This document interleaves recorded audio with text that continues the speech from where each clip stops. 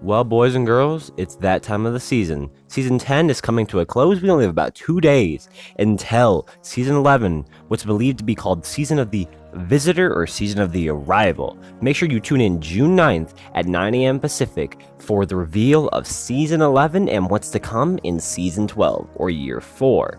And as we all know, it's time to reflect on this season. How is this season one of the most worst received seasons beyond that of Curse of Osiris, one of the disputed worst seasons ever in the history of Destiny? There are some saving graces that have kept the season alive and has kept the player base from taking a literal, shit, I should say. As we all know, just yesterday, we had the live event of the Almighty. You can go ahead and check out my video before. I'll also leave a card in the top right corner if you want to go ahead and check out the video. It's about 6 minutes long of the Almighty. But the first thing I want to talk about and my thoughts on are the Trials of Osiris. The Trials of Osiris. It is not a friendly place for casuals. Not at all. With the way the token system works, with the way the reward structure works, as with Season 10, it is not good. It is not a healthy environment for the game mode or the player base. Especially this particular week, the last week of the season on Endless Veil. The amount of just annoyances that existed, the amount of 3-peeking mountaintop sidearms, just the most unskilled, just annoying playstyles you've ever seen. I think the worst of the worst has come out this particular week. And the way that token system works, I want to talk about the idea of token farming.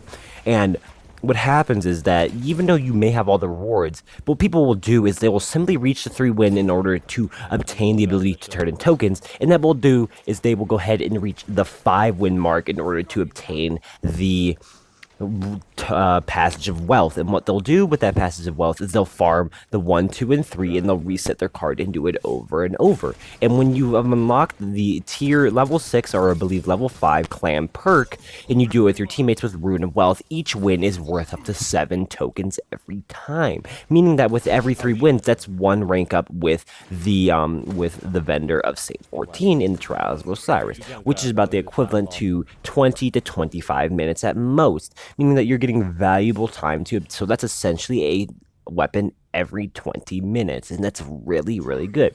But at the same time, only the top tier best teams that sit at the bottom of the thing, or the bottom of the card, which they should realistically be up at the top of the card, are now making it so much harder for the casual players to go ahead and actually be able to play and do well within the end game activity. Now, with the changes coming to Season 11 and through Season 12, this is going to be a little bit more friendly and better for the casual players and more incentive for those of the sweaties like me and others to go ahead and go flawless. But I think it is quite difficult. The token farming is a really big issue, and it's not been changed or not been fixed throughout this season. And with the reward structure, I'm hoping to God that they change it up. And I want it to be more like Destiny 1. More so than it is when they're changing it in Season 11, as I don't think it's a good enough incentive still. I see it as if people find out, is it faster to just still farm the 3-win mark and reset than going to flawless? People are gonna token farm, so hopefully the payout is changed. But I think that's a really big issue. So I want to move on to the other idea in terms of the weapons and the usage within each map. A lot of the maps, I'm going to talk about the maps in particular at this moment in time. The map choices are quite bad. The only ones I saw that were a good, healthy environment for the Trials of Osiris, which prevented that 3-peeking and kind of forced a fast paced gameplay, was that of Exodus Blue, Anomaly, Altar of Flame, and Javelin 4. And maybe in some instances, Dead Cliffs. Yes, in some instances, I would say Dead Cliffs. But the reason I would go ahead and bring up Altar of Flame is that there's a lot of playstyles that can be played. There's a lot of ways in terms and, places that you can go within Altar of Flame to change up the gameplay so it's never one stale thing. For example, with Rusted Lands, right? The first day, people ran around and rotated onto Broken and also rotated up to, you know, pipes and went all over the map and went to other places. And they rotated A-hole, they rotated inside of, you know, court and all those sort of like other spots. But as soon as Saturday rolled around and all the way through, you know, Tuesday reset, it immediately became apparent that a lot of people decided to 3-peek in Camp Broken and wait for Zone. And that was the playstyle that became common. Everybody just sat Broken Wall or Broken Rubble and just waited for Zone. And that's what happened quite a lot. But another example you could say, but with like, I guess the opposite example would be something like Exodus Blue.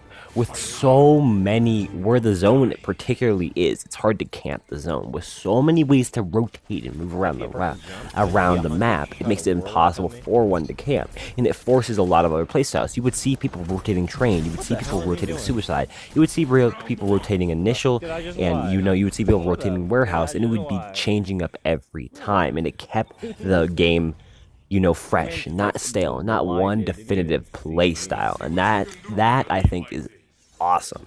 And you can see, again, you can see that sort of the same thing coming in and applying to Altar of Flame and Anomaly and, you know, other maps of the similar variety. And of course, I want to talk about Seraph Towers. Now, I personally have not touched a single one, and so you will not see footage of it. While there are some weapons that are amazing and a great addition to the game, the activity itself is just not fun to play, unlike something of the Menagerie, which can get stale, but is something that you would want to go back into because you have that player choice and just, quite frankly, more incentive and more enjoyment doing it. Something more similar to the Sundial is something I would have participated in, and that's something I did participate in, along with the Vex Offensive. I just found Seraph Towers, particularly the public event status of it, making it less of an incentive and less of an enjoyment for me to go for. I didn't even want to bother to go for the Almighty title. Even on top of that, I didn't go for the Savior or the Undying, but irregardless, I just found no incentive or joy to do so.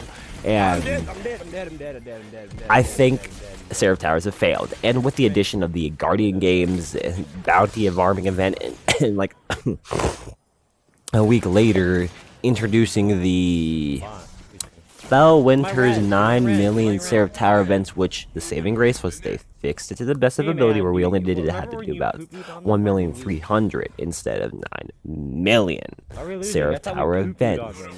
And that saving grace brought us the best shotgun ever in Destiny 1, and now the best shotgun ever in Destiny 2. The most consistent shotgun you will ever see. Coming back with the original perk from the House of Wolves and Dark Below, Shot Package. So you know it's gotta be good, bro. You know it's gotta be good. But irregardless, Seraph Towers were just not a good thing. Irregardless of what Cammy Cake said to go ahead and pick it up, I would recommend not even participating. With the amount of days we have left, I see no reason to do so. I have not touched it, and I wouldn't either. But that's my spiel on the Seraph Towers, though.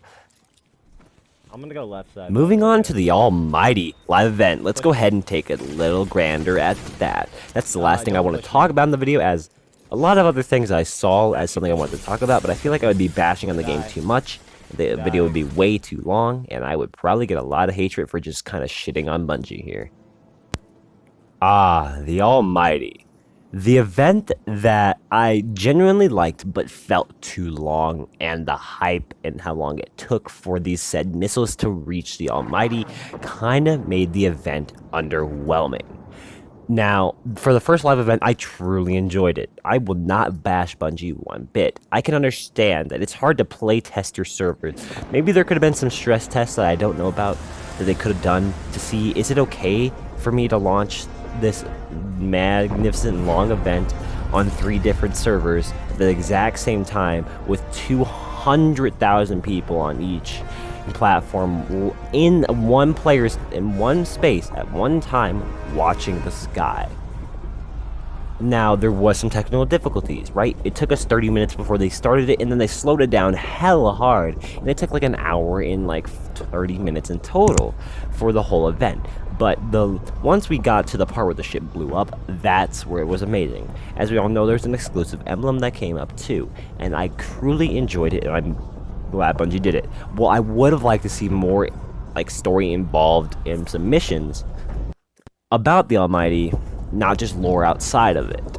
But something I would truly love to see maybe sometime in Season 12 or potentially in Season 11 is being able to actually visit the Almighty crash site in the Cosmodrome, or the Russia, where the tower is located.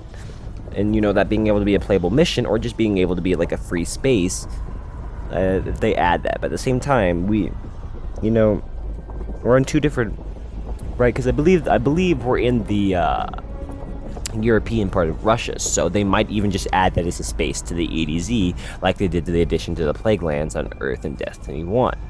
But I truly did enjoy it. Now, with the exclusive emblem, that was an awesome addition too. And I genuinely did love the emblem. Now, the emblem, it's a Rasputin Warmind looking emblem, and you could obtain it from the crash site. I'm not sure if you're able to obtain it still, but make sure you head to the tower during this season to go ahead and pick up the emblem. It is quite the good looking emblem, in my personal opinion. I'm sure there's some pretty good lore associated with it when you look up the Grimoire version of it online on Bungie.net, or the, I guess, Triumph's part. I'm not really sure where that's located. Now, to that crash site, I'm sure eventually it will get fixed, because it is the tower. We're not going to leave a gaping hole here for all of eternity. And I'm hoping that it doesn't just immediately disappear at the start of Season 11. There might be some more stuff that starts to appear with it, and some more cool things that come with it. We'll see in the future. But for a last thought, make sure you pick up the Felonter's Lie, as it's not going to be obtainable after this season. For those of you, make sure you pick up the Heir Apparent Ornament if you haven't, because we might not see it for another couple of seasons, or potentially a year. And any last minute things, make sure you guys pick up bounties, get as much bright dust as possible. You're almost able to obtain about 3,000 bright dust across all 3 characters per week, doing every single repeatable bounty. So make sure you get as much of that done and crammed in. As we all know, this is also the last weekend of Trials of Osiris for Season 10, and the last weekend to get the flawless title before it resets and have to do all the triumphs again. That could potentially also be different triumphs, but with titles it probably won't be. But make sure you guys go ahead and do that, and I hope you enjoyed the video. I'll see you in the next one. It's a revolution.